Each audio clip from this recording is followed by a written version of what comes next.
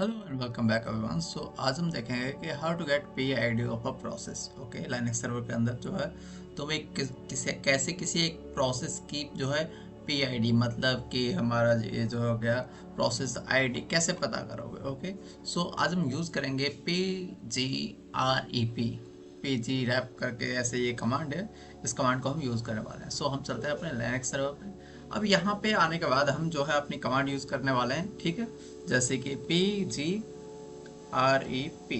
Okay, ये लिखने के बाद तुम्हें अपनी प्रोसेस लिखना है। कौन सी प्रोसेस? जैसे कि मैं कह रहा हूँ कि SSH का चेक करो। ओके, और जैसे ही मैंने ये कमांड देने के बाद SSH लिखा तो यहाँ पे मुझे लिखा मिला है एक नंबर 2081। ओके, 2081।